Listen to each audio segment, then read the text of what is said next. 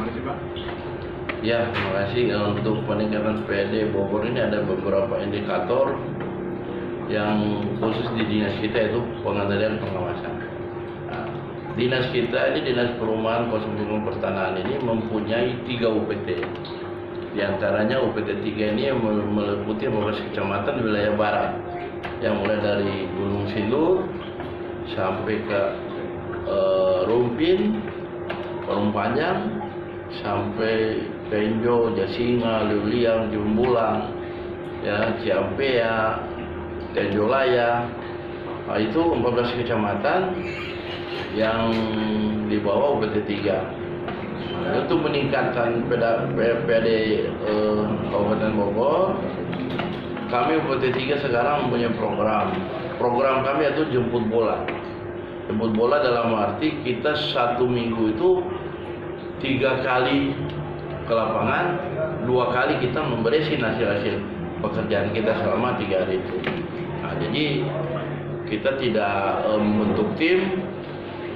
Tim ini bertugas untuk memeriksa bangunan-bangunan yang belum ber-IMB maupun bangunan yang sudah ber-IMB. Kebanyakan untuk meningkatkan bangunan PAD Kabupaten Bogor, bangunan-bangunan yang sudah ber-IMB juga kita periksa. Nah, kalau bangunan yang tidak ber-IMB otomatis kan udah pasti itu merupakan suatu potensi yang untuk pendapatan daerah. Tetapi kita tidak menutup mata terhadap bangunan-bangunan sudah ber-IMB. Kebanyakan bangunan-bangunan ber-IMB ini kita temuannya banyak.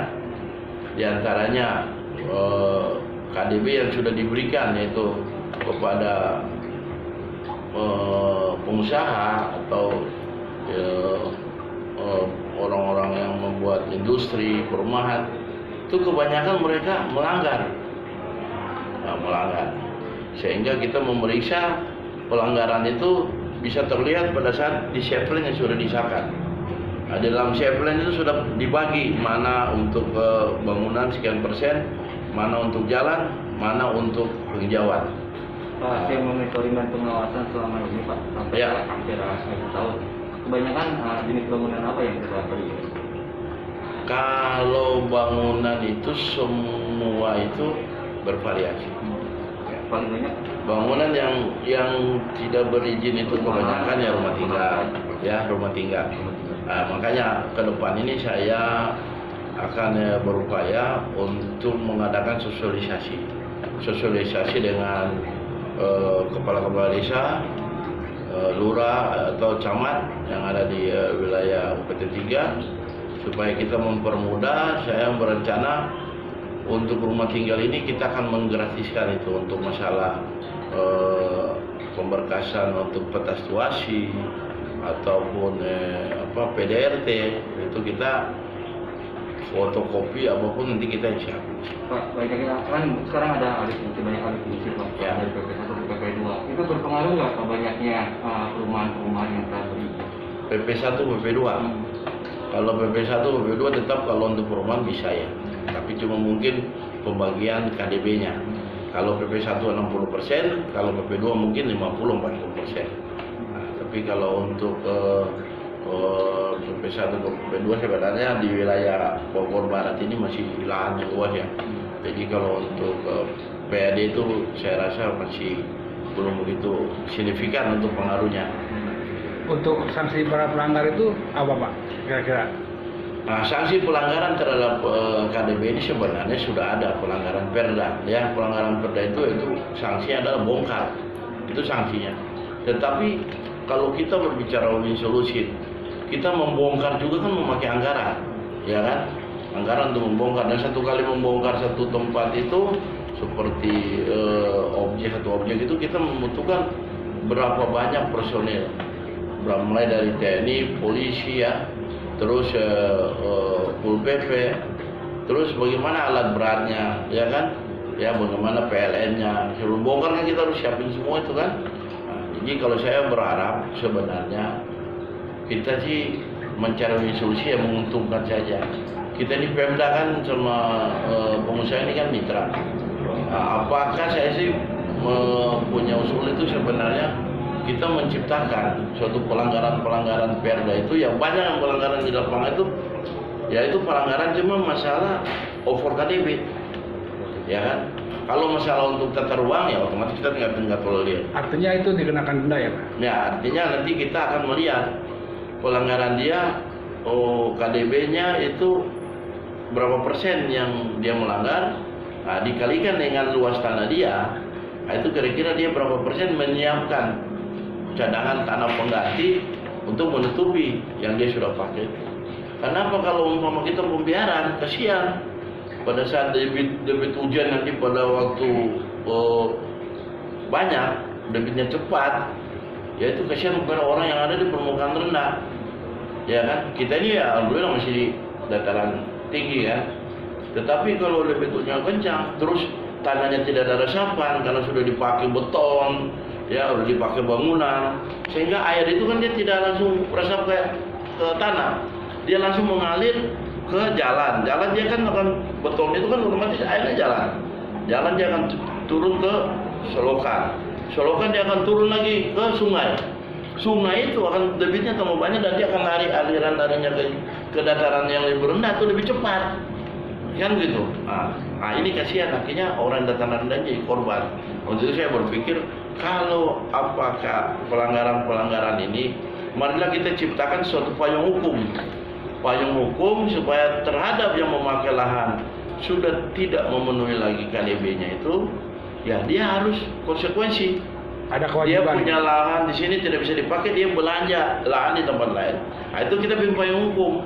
Apakah lewat UPT yang akan memberikan hasil pemeriksaan langsung dengan temuan kita bikin suatu dikasih kewenangan UPT supaya kita bikin suatu BN 17 supaya dia store sendiri ke kas daerah. Nanti di kas daerah itu kita akan lihat berapa besar ini PAD yang masuk daripada pelanggaran-pelanggaran itu, kecamatan mana nih yang besar. Otomatis kecamatan itu dia akan bisa mencukupi membuat suatu hutan kota. Nah kalau hutan kota itu kan di situ kita bikin tempat jogging track, ya kan, kita bikin taman, pohon-pohon besar kan gitu, ya kan, yang bisa menahan hujan lebih bagus, ya kan. Nah, jadi bisa bikin satu gedung untuk tempat komunitas, ya kan, knockdown aja, ya kan. Kita juga bisa mencari pihak ketiga yang kita membangun, tapi membangun tidak memakai anggaran Pemda lagi. Anggaran PAD Pemda itu bisa dipakai untuk pendidikan, kesehatan, ya kan, pembangunan infrastruktur. Tapi untuk pembangunan hal begitu, ya kan, kita bisa ciptakan lewat ini. Pelanggaran-pelanggaran yang ada sekarang ini banyak. Pak, dari 14 kecamatan yang di kecamatan mana saja Pak yang paling banyak melanggar? Paling banyak melanggar itu Gunung Sindur, Parung Panjang, ya, itu potensi pengembangan kota. Jadi Parung Panjang itu kan perbatasan antar kota, antara Tangerang dengan Kabupaten Bogor. Perumahan atau Kalau itu banyak di Parung Panjang itu ada kawasan industrinya, ada perumahannya. Jadi dalam satu kecamatan itu semua ada bervariasi. perbandingannya berapa persen Pak dari 14 kecamatan itu, 2 kecamatan? Untuk Paling banyak apa? pelanggaran. Untuk pelanggaran. Kalau pelanggaran itu antara Gunung Sindur sama Parung Panjang, nah itu sama itu. Itu banyak pelanggaran. Dari 20% itu kan. Ya. Kan izin apa Pak yang sudah ditempuh oleh mereka? Ya, izin tentang pemanfaatan ruang itu. Tata ruang. Pemanfaatan ruang di mana mereka harus dikasih pemanfaatan ruang untuk fisik bangunan, ya kan, itu umpama 60%, itulah mereka sudah bangun sampai 100%, sehingga yang tadinya pemanfaatan buat taman sudah tidak terpenuhi lagi, sudah dipenuhi dengan tutupan bangunan dan tutupan jalan. Pak, dampak pandemik yang sekarang ini berpengaruh nggak Pak untuk, kan sekarang Bapak dikejut peningkatan PAD, Ya. sekarang kondisinya pandemik berpengaruh besar nggak?